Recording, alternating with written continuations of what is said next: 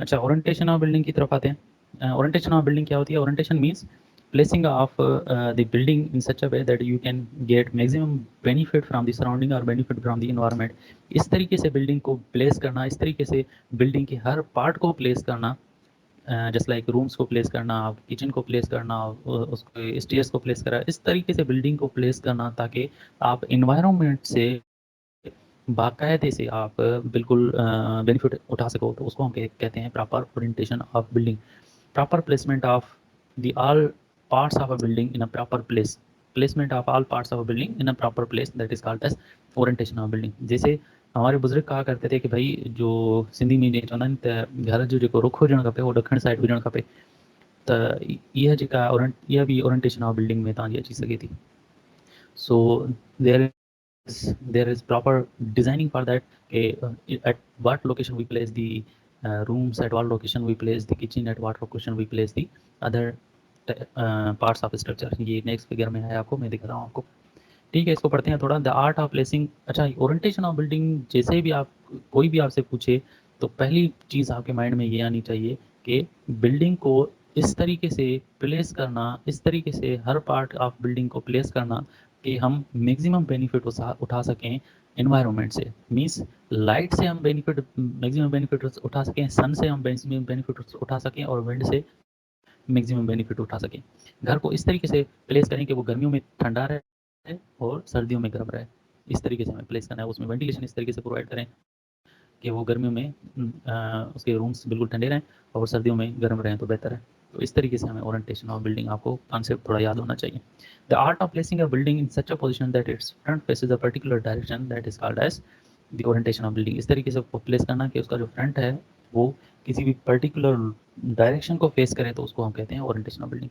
Orientation means placing the building in such a way that it drives maximum benefit from the nature. ठीक है, maximum benefit उठा सके nature से या surrounding से। The houses should be oriented facing in the direction in which wind blows for the most of the time during the year. वो कहाँ से होते हैं?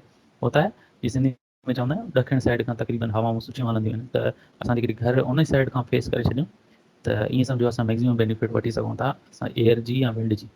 इन hot climate the houses should be oriented facing east so that there may be protection from the western wind. So इसकी एक particular हमारे पास orientation की डिज़ाइनिंग है। This is the particular design. इस तरीके से हम ओरिएंटेशन ऑफ बिल्डिंग करते हैं। ये जो फिगर है, इसको देखकर अगर हम अपने घर को डिज़ाइन करें या घर की प्लेसमेंट करें, दैट विल बी बेस्ट। ये नॉर्थ और साउथ का हमारे पास लाइन आ गई। ये नॉर्थ साउथ लाइन है और ये ईस्ट वेस्ट लाइन है। ठीक है, जिसे मैं रेड में मार्क कर रहा हूँ इसको, नॉर्थ साउथ लाइन और ईस्ट वेस्ट लाइन है। तो और ये बीच में अगर इन दोनों के दे दें लाइन, तो ये दैट विल बी नॉर्थ और वेस्ट लाइन, और ये साउथ ईस्ट लाइन। और यहाँ पर भी अगर बीच में लाइन दे दें, that will B north east line and south west line.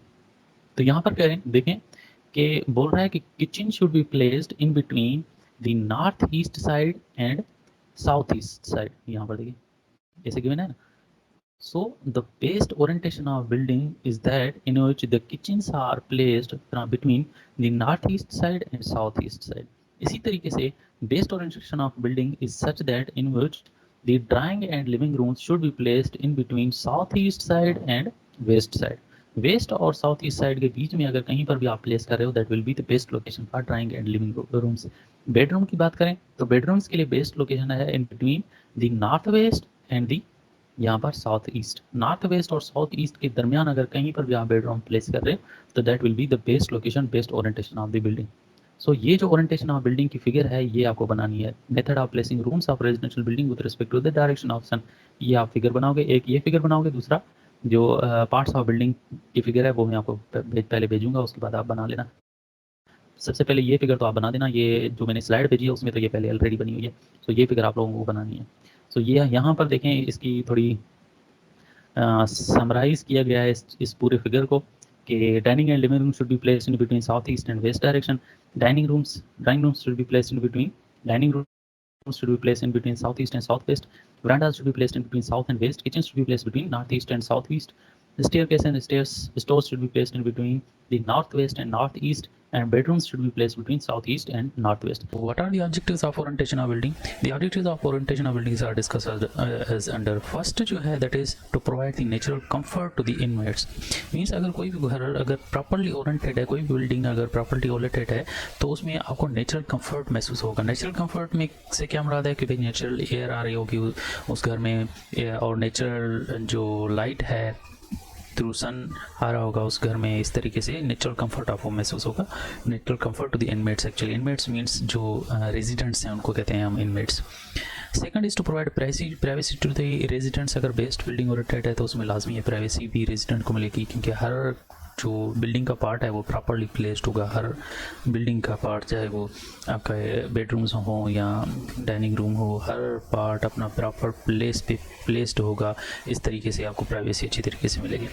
Third and fourth are to protect the resident from the dust problem and protect the resident from the noise problem. Properly oriented building में dust and noise problem नहीं होती, वो उसमें इक्यू generate नहीं होता. Fifth is to have a good planning and design of the building. Best orientation of a building खुद ही रिफ्लेक्ट करता है कि भाई उसकी प्लानिंग एंड डिज़ाइन अच्छी हुई है, उस बिल्डिंग की प्लानिंग एंड डिज़ाइन अच्छी है. सो अगर बेस्ट ओरिएंटेशन ऑफ बिल्डिंग है तो it means that building have a good planning and design. ठीक है.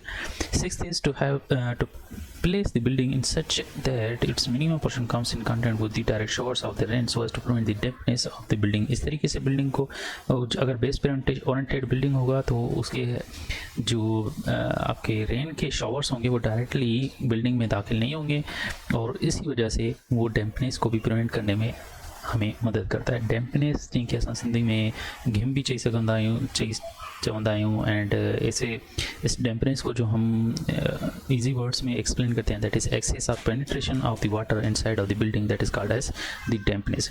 सो these are the objectives of orientation of building. अच्छा, तो और इस डैम्पनेस को जो प्रिवेंट करने के लिए हम डीपीसी प्रोवाइड करते हैं बिल्डिंग में. डैम्पनेस से को प्रिवेंट करने के लिए, डैम्पनेस से प्रिवेंट करने के लिए हम बिल्डिंग में डीपीसी प्रोवाइड करते हैं, जिसको हम कहते हैं डैम्प प्रूफ कोर्स. वो जनरली जो लिंटल लेवल है वहाँ पर हम प्रोवाइड करते हैं. वो डैम्पनेस या डीपीसी कोर्स प्रोवाइड करने के different ways and different materials use होते हैं डैम्प प्रूफ कोर्स के लिए, वो हम बाद में डिस्कस करेंगे. आते हैं factors affecting the orientation of building. कौन कौन से फैक्टर्स हैं जो ओरिएंटेशन ऑफ बिल्डिंग को अफेक्ट कर सकते हैं? First is the nearness of the road और स्ट्रीट. सो इसका मतलब है कि बिल्डिंग को इस तरीके से ओरिएंटेड किया जाए कि वो जो रोड नियरर है उससे ईजीली अप्रोचेबल हो, उसका गेट, घर का गेट नियरली उससे इजीली अप्रोचेबल हो. जिस साइड पे रोड है, जिस साइड पे स्ट्रीट है, उस साइड पे उसकी तरफ अगर आप घर का गेट दोगे और उसके हिसाब से ओरिएंटेशन ऑफ बिल्डिंग करोगे तो that will be a good orientation of building. So nearness of road और स्ट्रीट ये एक फैक्टर होता है जो ओरिएंटेशन ऑफ बिल्डिंग को इफेक्ट करता है. Second is the sun's path and its relative position with respect to the locality. कि इसका मतलब है कि इस तरीके से घर को ओरिएंटेट करना चाहिए कि जो सन के रेज हैं वो इनडायरेक्टली घर के अंदर दाखिल हों और कुछ लाइटिंग आपके घर में रहे.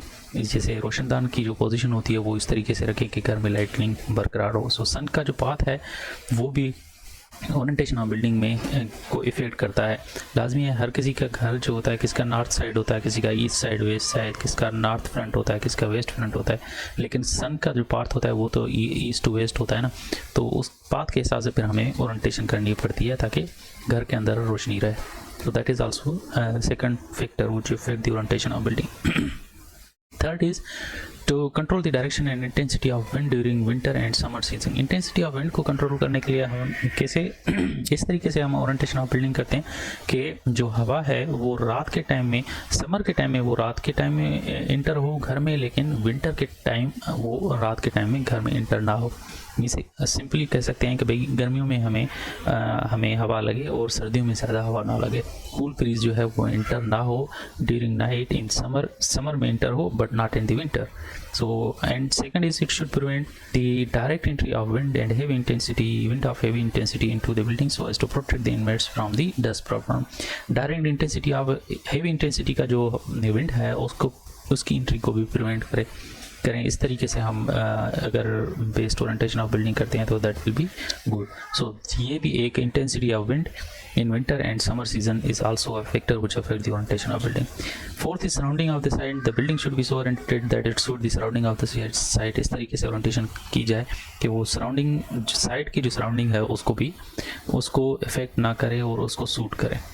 The fifth is the character and intensity of the rain. So building should be so oriented that there should be prevention of entry of rain inside the room. It should also provide minimum portion of the building subject to direct showers of rain so as to prevent the dampness inside the building. ये same बात हो गई कि जो intensity of rain है उसके हिसाब से character and intensity of rain है जो आपके इलाके में, उसके हिसाब से आपको ओरिएंटेशन ऑफ बिल्डिंग करनी है ताकि direct showers of rain, direct entry of rain prevented हो, चाहे वो किसी भी डायरेक्शन से हो। और अगर डैम्पनेस की बात करें तो जो डैम्प प्रूफ कोर्स है वहाँ से भी एंट्री ऑफ वाटर को प्रिवेंट कर सके। सो जिस तरीके के character and intensity of rain है आपके इलाके में उस हिसाब से वो आपको बेस्ट ओरिएंटेशन ऑफ बिल्डिंग करना पड़ेगा। So that was all about the orientation of building. बाकी जो हमारा नेक्स्ट टॉपिक होगा that will be the ventilation of building.